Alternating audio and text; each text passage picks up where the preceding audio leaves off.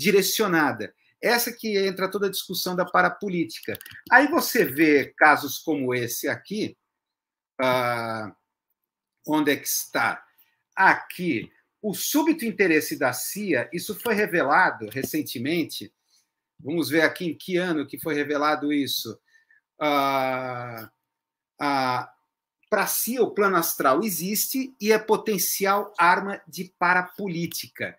Isso foi em 2017, tá? Vocês estão vendo aí facsímile desse documento,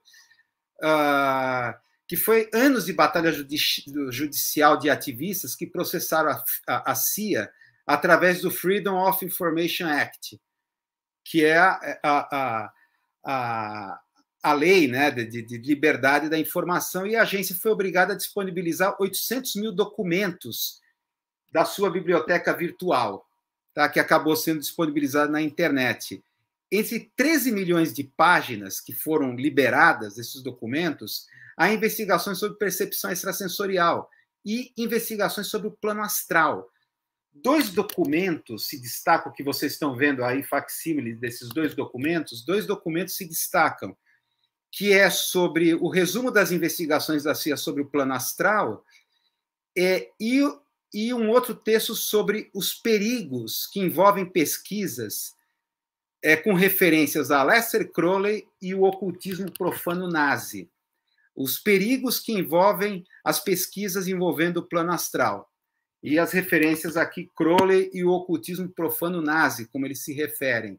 Tá? É interessante o seguinte, para discutir, aprofundar aqui mais, esse encontro da política com o oculto teve uma coisa muito interessante, foi alguns anos atrás, novamente aqui vamos falar do Roda Viva. O Almino Afonso, não sei quantos de vocês já ouviram falar desse nome, Almino Afonso, que foi ministro do Trabalho do governo João Goulart, de 62 a 64, que sofreu o golpe de 64, como a gente conhece, foi a derrubada do João Goulart. O Almino Afonso estava lá no governo, era ministro do Trabalho. Ele foi ao Roda Viva, que programa da TV Cultura, e a certa altura a jornalista Eliane Catanhede, na época estava na Folha de São Paulo, interpelou o Almino Afonso para dar os nomes da base parlamentar que traíram João Goulart, tá? Os nomes dentro da base parlamentar que fragilizou o João Goulart assim, na iminência do golpe militar. Eliane Catanhede pediu nomes.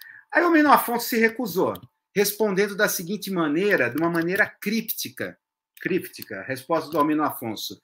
A maioria deles, eu enfrentaria problemas terríveis em um plano que não sei absolutamente conviver, um plano de outra dimensão da vida. E ele fala gesticulando as mãos para cima.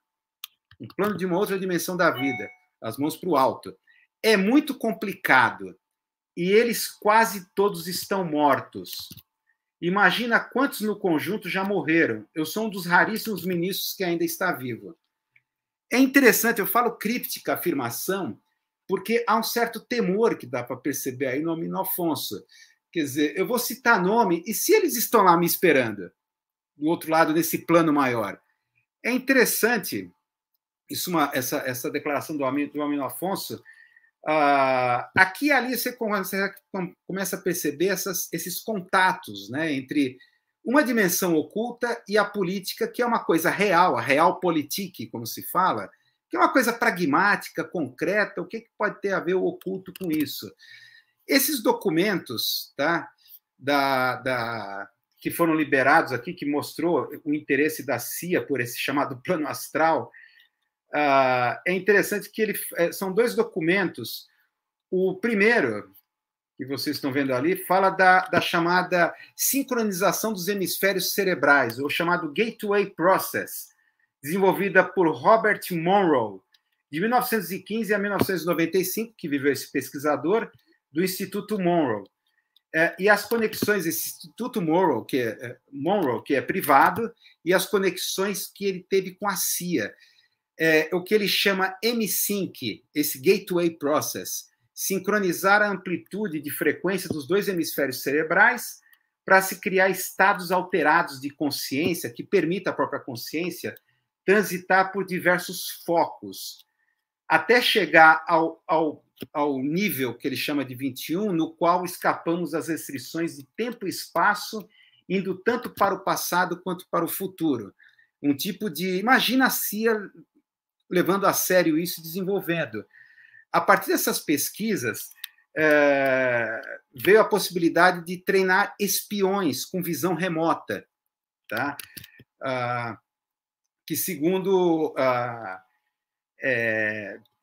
teria sido praticado, inclusive na Guerra do Golfo, essa coisa da espionagem ou a visão remota, em que essa pessoa em estado alterado de consciência entra por esse plano astral, onde as coisas não funcionam o tempo e o espaço da mesma maneira que aqui, as coisas estão todas, vamos dizer assim, numa situação quântica, de entrelaçamento quântico total, não existe o aqui, o agora, o longe, o perto. Então, consegue estabelecer esse tipo de visão remota. E termina, e é interessante, termina de uma forma estranha esse documento, né? Dizendo o seguinte: essa pesquisa abre para possíveis pesquisas futuras, preparar intelectualmente os projetores astrais para possíveis encontros com formas de energias inteligentes e não corporais, quando os limites de tempo e espaço forem excedidos. E, ao mesmo tempo, segundo o documento, os perigos das pesquisas no plano astral, que ele fala dos perigos, aqui citando a sociedade, a Vril Society, ou a Sociedade Thule, que a gente falou na live passada, associada muito a Lester Crowley, a Vril Society e a Sociedade Thule, o que eles chamam de ocultismo profano por trás de Hitler e da SS,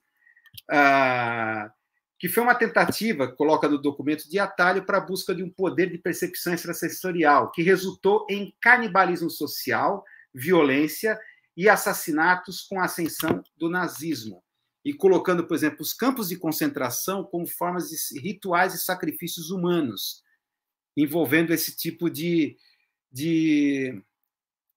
magia, o tipo de ocultismo. É interessante o seguinte: a gente está falando aqui de ocultismo nazi, mas esses documentos, vamos ver aqui, estou vendo aqui esses documentos, eles falam de Otto Hahn. Otto Hahn, que foi um arqueólogo, historiador da SS, muitos falam que foi o verdadeiro Indiana Jones, esse Otto Hahn, que é conhecido como o verdadeiro Indiana Jones. Ele viveu, durante a guerra, atrás de relíquias, como a Arca da Aliança e incursões pela França Meridional, em cavernas e no entorno da fortaleza de Montsegur, na qual os gnósticos cátaros estão lá em Montsegur, as ruínas do castelo cátaro, tá, dos gnósticos cátaros. Acreditava que, mais do que relíquia religiosa, a arca poderia conter energias ocultas que poderiam ser direcionadas para fim de conquista. É interessante o seguinte: vocês ficam pensando, mas toda a supremacia militar, bélica dos nazistas, eles precisavam disso? Eu estava assistindo ontem, naquela noite de chuva de ontem, sábado, no Netflix, uma série sobre a Segunda Guerra Mundial colorizada. Não sei quantos de vocês já viram na Netflix essa série, acho que são 6, 7 episódios, sobre imagens recentes, inéditas e colorizadas da Segunda Guerra Mundial. Então, teve logo o primeiro episódio, o conceito de Blitzkrieg, guerra relâmpago nazista.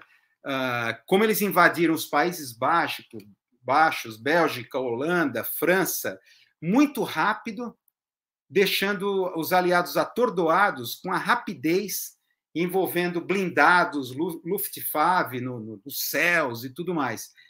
Mas o interessante é o seguinte: eles não eram tão poderosos assim. O poderio militar estava muito mais baseado em propaganda e elementos imaginários. Tanto é que a invasão da Polônia, isso é uma coisa que até me surpreendeu, foi muito difícil. Eles invadiram, depois de passar pela Tchecoslováquia, anexar a Áustria, eles foram atacar a Polônia, foram recebidos com um exército a cavalo e mesmo assim eles tiveram muita dificuldade para dominar e controlar a Polônia. Tá? Eles perceberam, o staff, né, o exército alemão, que ia ser impossível partir para um fronte ocidental para invadir a França, Bélgica, Holanda, passar o Canal da Mancha para invadir a Inglaterra. Eles não teriam condições de enfrentar, porque os aliados eram muito mais poderosos militarmente, inclusive de treinamento, que eles. Tá? Ia se repetir uma nova Primeira Guerra Mundial. A Segunda Guerra Mundial ia ser um revival da Primeira Guerra Mundial. O staff de generais nazistas conservadores queria que a Alemanha fizesse o mesmo tipo de estratégia que foi na Primeira Guerra Mundial. Na verdade, no fundo, estavam conspirando para Hitler cair mesmo, né? Vai cair na mesma armadilha, vai ser derrotado, vão começar tudo de novo. Só que apareceu um general assim muito louco, até esqueci o nome dele, tenho que rever. Ele veio com essa estratégia da Blitzkrieg, é o elemento surpresa, mas com elementos de propaganda, elementos de vamos dizer assim, de terror, mais de terror do que elemento real de guerra. Então, os estuques alemães, com sirenes tocando, e o fator da propaganda, da máquina de propaganda nazista, de incutindo o terror. Grande força da Blitzkrieg foi, claro, teve a questão militar, principalmente os alemães ficavam 3 dias, 3 noites acordados, tomando metanfetamina. Era uma coisa maluca, simplesmente não dormiam. E os aliados ficavam assim, como esses caras não dormem, estão atacando no meio da madrugada, não para. Os blindados não paravam, avançavam. Tá? Mas eles invadiram, tomaram França, Bélgica, Holanda, Dunkerque, empurraram os aliados para lá, para o Canal da Mancha, tal, com poderio militar muito inferior, o número de homens muito inferior, simplesmente manipulando o imaginário, o terror, o elemento surpresa. Então, o grande gênio aí, daí porque o interesse desse ocultismo nazi dá para perceber, tá? De manipulação dessas energias.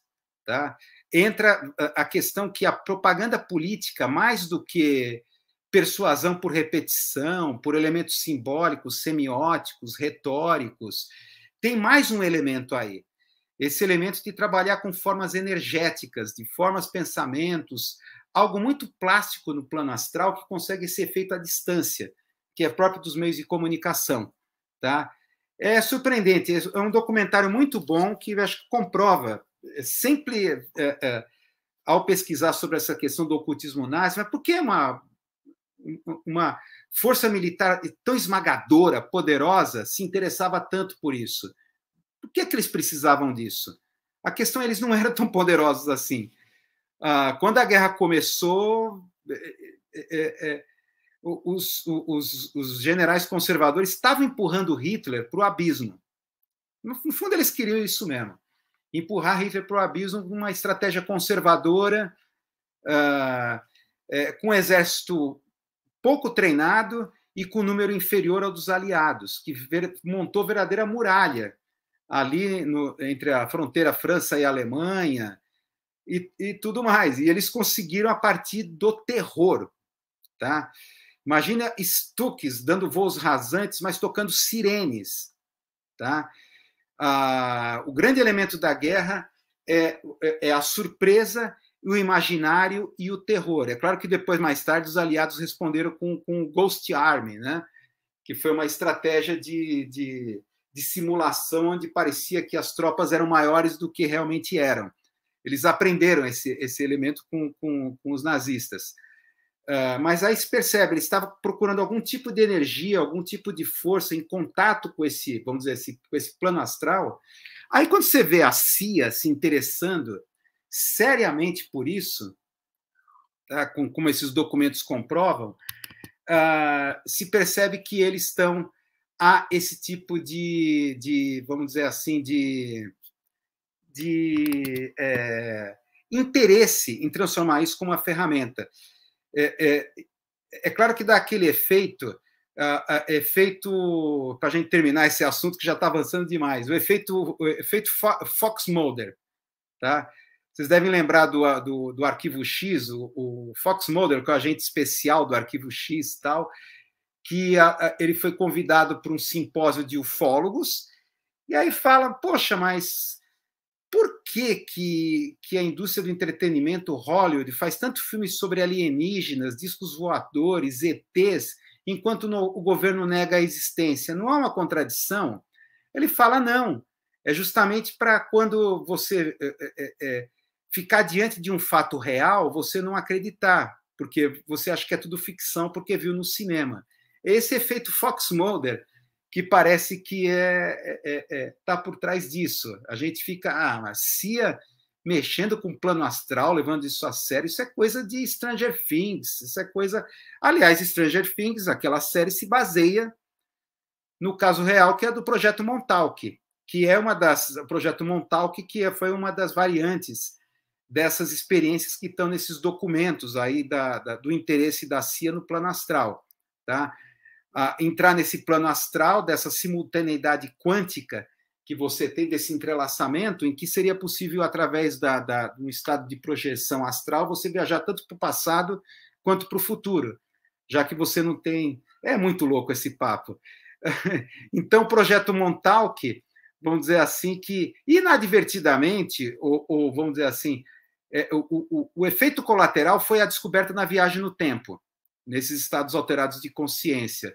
E nessas viagens encontrou aquilo que adverte o final do primeiro documento, a capacidade intelectual dos projetores astrais se depararem com entidades inteligentes, tá? A possibilidade de esse outro mundo ser habitado. Aí sim, não por formas, pensamentos, mas entidades sencientes, tá? E aí dá tudo errado, tem aquela coisa do Stranger Things, que vem uma coisa, uma entidade que vem ali, apavora todo mundo, tal, alguma coisa que deu errado ali naquela experiência. Aqui o Márcio Bovorov, o tanque de guerra inflável, né, o Ghost Army. Então, eles usaram vários recursos cênicos, cenográficos de Hollywood e aplicaram na guerra. Tá? Isso foi fazia parte de todas as estratégias do dia D, né, da invasão. Né? Então, uma forma de atrair a atenção dos nazistas e parecer que tinham tropas gigantescas. Eles colocavam caixas de som para criar o som de deslocamento de blindados, tanques de guerra, tal. Então, os alemães ficavam apavorados. Nossa, está vindo uma tropa gigantesca. Aí passavam os aviões para fotografar e fotografavam esses tanques de guerra, os caminhões blindados fake, infláveis. Era o Ghost Army, né? Que eles aprenderam com a Blitzkrieg. Na verdade, todo o poder nazista foi o elemento surpresa, velocidade. Velocidade, surpresa e o controle do imaginário. Tá? Quando falamos em controle de imaginário, não é uma mera retórica, algo real, tá? Que é o imaginário que perambula pelo plano astral, esse mar de pensamentos que a gente vive, que a gente está dentro. E pensamentos são coisas, como você vai ver aqui nesse filme, tá? No filme aqui,